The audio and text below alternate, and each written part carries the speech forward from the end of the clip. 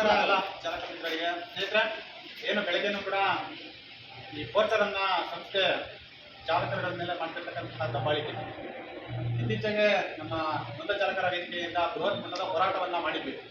ಇದ್ರ ವಿರುದ್ಧವಾಗಿ RTO ಇಲಾಖೆಗಳು ಕೂಡ ಹಲವಾರು ಸಭೆ ಮಾಡಿದ್ದಾರೆ. ಆದರೆ ಇವತ್ತು ಅನಧಿಕೃತವಾಗಿ ಒಂದು 50 ಜನ ಚಾಲಕರುಗಳನ್ನ ಹಣ ಕೊಟ್ಟು RTOಗೆ ಕರ್ಕೊಂಡೋಗಿ ನಮಗೆ ಅನುಮತಿ ಕೊಡುವ ಅನ್ನುವಷ್ಟು ಮಟ್ಟಕ್ಕೆ ಇವತ್ತು ಕಂಪನಿಗಳು ಬೆಳೆದಿದ್ದೀವಿ.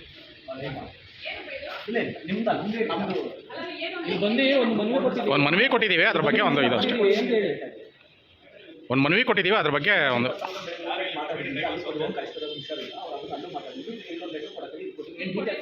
ಹಾಂ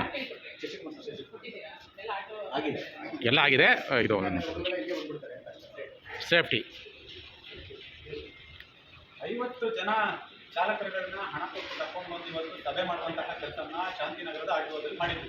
ಇದ್ರ ವಿರುದ್ಧವಾಗಿ ರಾಜಣ್ಣ ಅವರು ಮತ್ತು ನಾವು ಇವತ್ತು ಸಂಪೂರ್ಣವಾಗಿ ಶಾಂತಿನಗರದಲ್ಲಿ ಮಾತುಕತೆ ಮಾಡಿ ಉಮಾಶಂಕರ್ ಸರ್ ಅವರಿಗೂ ಅವರ ಮಾತುಕತೆ ಮಾಡಿ ಇವತ್ತು SSR ಲೇಔಟ್ನ RTOಗೆ ಬಂದು ಇಲ್ಲೂ ಕೂಡ ಕಂಪ್ಲೇಂಟನ್ನು ಕೊಡುವಂಥ ಕೆಲಸ ಮಾಡಿದ್ದೀವಿ. ಒಂದು ಪಕ್ಷ ಇವರು ಗೂಡ್ಸ್ ಪ್ಯಾಸೆಂಜರ್ ವೆಹಿಕಲ್ಗಳಲ್ಲಿ ಗೂಡ್ಸ್ ವೆಹಿಕಲ್ಸ್ ಬಾಡಿಗೆ ಹಾಕೋದನ್ನ ನಿಲ್ಲಿಸ್ತಿಲ್ಲ ಅಂದರೆ ನಿಜವಾಗ್ಲೂ ಅವ್ರ ಮೇಲೆ ಕ್ರಿಮಿನಲ್ ಕ್ರಮವನ್ನು ಕೈಗೊಳ್ತೀವಿ ಅಂತೇಳಿ ಮಾಹಿತಿನ ಕೊಟ್ಟಿದ್ದಾರೆ. ನೋಡಿದ್ರೆ ನಮ್ಮ ರಾಜಣ್ಣ ಅವರು ಮಾತಾಡ್ತಾರೆ. ಎಲ್ಲರೂ ಕೂಡ ಗೊತ್ತಿರ್ಬೋದು, 2 ದಿವಸ 3 ದಿವಸ ಒಳಗಡೆ ಕ್ರಮ ತಗೊಳ್ಳುವಂಥ ವ್ಯವಸ್ಥೆ ಆಗುತ್ತೆ. ಕಾನೂನಿಗಿಂತ ಯಾರು ದೊಡ್ಡವರೇನಿಲ್ಲ. ಇದು ಕಾನೂನು ವ್ಯವಸ್ಥೆಯಲ್ಲೇ ಮಾಡಬೇಕಾಗುತ್ತೆ. 1-2 ದಿವಸ ತಡ ಆಗ್ಬೋದು, ಅದು ಕಾನೂನು ಇದ್ದರೆ ಚಾಟಿನ ನಿಲ್ಲಿಸಬೇಕಾಗುತ್ತೆ.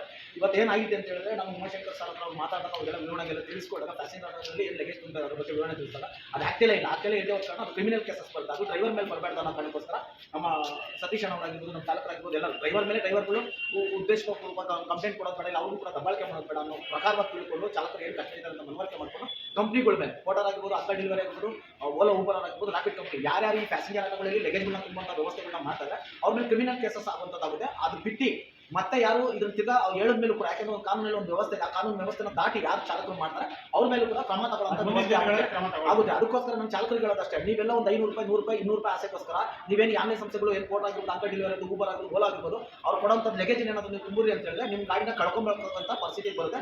ದಯವಿಟ್ಟು ಎಚ್ಚರಿಕೆ ವಹಿಸ್ಕೊಳ್ಳಿ. ಯಾರು ಲೋಡ್ಗಳನ್ನ ಹಾಕಕ್ಕೆ ಹೋಗ್ಬೇಡಿ. ನಿಮ್ಗೇನು ಸಾರ್ವಜನಿಕರಿಗೆ ಸೇವೆ ಕೊಡಬೇಕು ಅದನ್ನು ಸೇವೆ ಕೊಡ್ಕೋಬೇಕು ಅಂತ ಹೇಳ್ತೀನಿ. ಇವಾಗ ಮತ್ತೆ ಹೇಳ್ತಾ ಇದ್ದೀನಿ, ಈ ಪೋರ್ಟಲ್ ಸಂಸ್ಥೆ ಕರ್ನಾಟಕ ಬಿಟ್ಟು ತೊಲಗಬೇಕು, ಇಲ್ಲ ಚಾಲಕರಿಗೂ ನ್ಯಾಯ ಸಿಗಬೇಕು. ಈ ಎರಡರಲ್ಲೇ ನಾವೆಲ್ಲರೂ ಕೂಡ ಒಮ್ಮತದ ನಿರ್ಧಾರ ಮಾಡಿದ್ದೀವಿ. 23 ಹೋರಾಟ ಇಷ್ಟು ಕೆಲಸ ಕಾರ್ಯಗಳು ನಡೀತಾರೆ.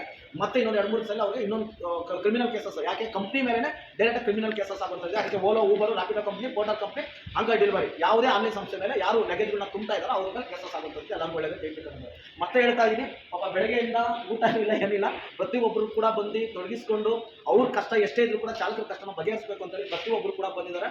ಇವರಿಗೆ ಚಾಲಕರ ಪರವಾಗಿ ತುಂಬ ಧನ್ಯವಾದಗಳು ಹೇಳ್ತೀನಿ. ಒಂದು ಮಾತು ಹೇಳ್ತೀನಿ ಕೇಳಿ, ಎಲ್ಲ 1-2 ದಿವಸ 3 ದಿವಸ ತಡ ಆಗ್ಬೋದು ಅಷ್ಟೇ. ನ್ಯಾಯಕ್ಕೆ 100% ನ್ಯಾಯ ಸಿಕ್ಕುವಂಥ ವ್ಯವಸ್ಥೆ ಪ್ರಜಾಪ್ರಭುತ್ವದಲ್ಲಿ ಒಂದು ನ್ಯಾಯ ಕೇಳೋದು ಅದು ಒಂದು ರೂಪುರೇಷನ್ ಇದೆ. ಆ ರೂಪುರೇಷನ್ಗೆ ನಾವು ಕೇಳ್ತಾ ಇದ್ದೀವಿ.